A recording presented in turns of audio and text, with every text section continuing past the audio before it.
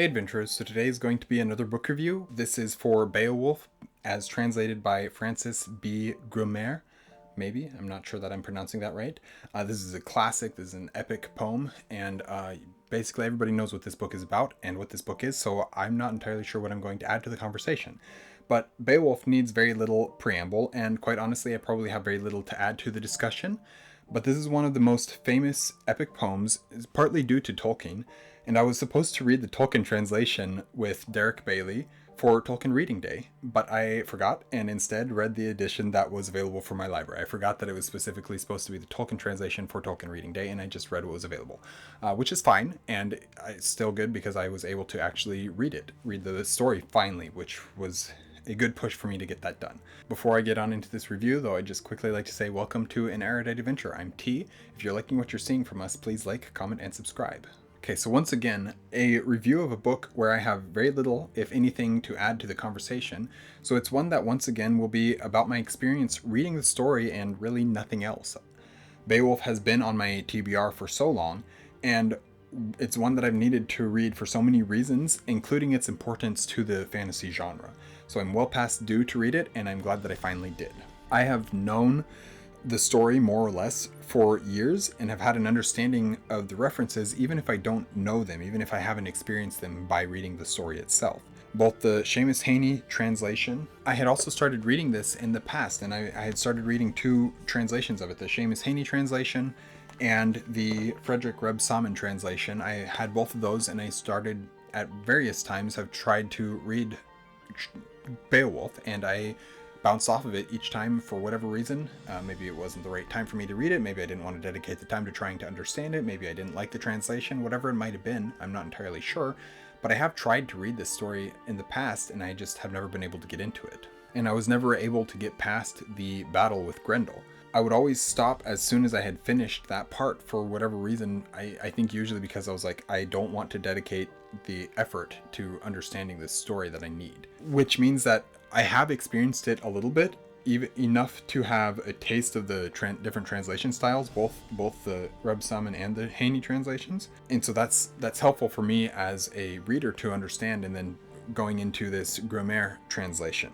So the Grummere translation was a little bit more difficult than the other two that I've tried, but it also felt the most true to the story, and the writing added an atmosphere to the story that I hadn't really noticed previously. And it felt like a very direct translation from the Old English, which I do feel worked extremely well for the translation in the story. Obviously, we can't do a word-for-word direct translation from the Old English because we don't have Old English.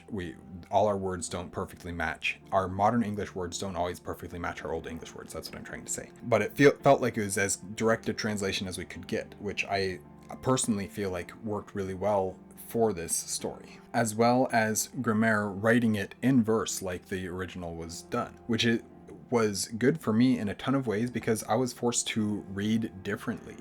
I had to change the way I was connecting thoughts and sentences in order for them to make sense. I had to adjust the meter and the rhythm of this story rather than just read as I usually do from page 1 all the way to the end. I couldn't just do that. I had to actually restructure my reading and my comprehension a little bit. All of that was a great exercise, and as soon as I was able to figure that out, I actually started understanding the story so much better.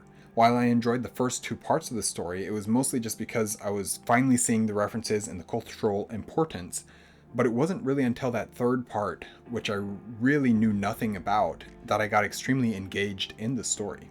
The writing just clicked. The story became much more immersive, and it just worked so well for me as a reader. That was a very pleasant surprise. I was a bit surprised by the fact that the majority of the story is actually about Beowulf retelling his battles rather than about him actually fighting them, which I do think contributed a little bit to why that third part clicked so well with me.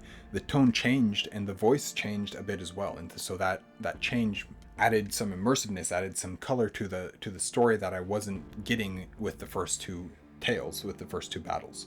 I was supposed to read the Tolkien translation, like I mentioned, with Derek Bailey for Tolkien Reading Day, and so I forgot about that and just found whatever translation was available on ebook from my library, which I didn't realize until quite a while afterwards was not what the original plan was. The original plan was 100% to read it for Tolkien Reading Day.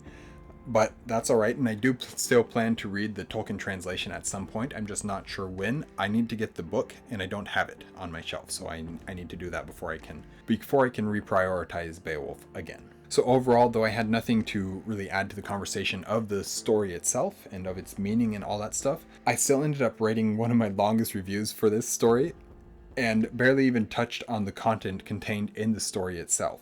But suffice it to say that yes, I greatly enjoyed Beowulf and this translation. But more than that, I'm super happy to have finally read the most prominent piece of literature for the sake of reading it and understanding it, and also just removing it from my TBR so I don't feel bad for never having read it. And so yeah, I'm very, very glad to have read it. I enjoyed it a lot more than maybe I was even expecting to in some ways. And so I'm just very happy to have finally read it and completed that piece of my TBR and that piece of my erudite adventure, my scholarly journey. So yeah, very glad to have read it. I have a question though for those who have read it. My interpretation has never been this, but I have heard people say that Grendel and Grendel's mother are dragons. What are people's opinions on that? Because my interpretation was never that. So I would like to know what other people who have read it, who have studied it more, have to say about that portion. I know the third one is 100% dragon because they call it a dragon in the book. But I'm curious as to what other readers think have interpreted those first two creatures to be. So yeah, let me know in the comments down below, please. Thank you guys for watching An Erudite Adventure. That's my review for Beowulf as translated by Francis B. Grummere. Please like, comment, and subscribe. We post videos every Monday and Thursday and have our social medias linked in the description down below. We will see you guys again soon. Stay warm.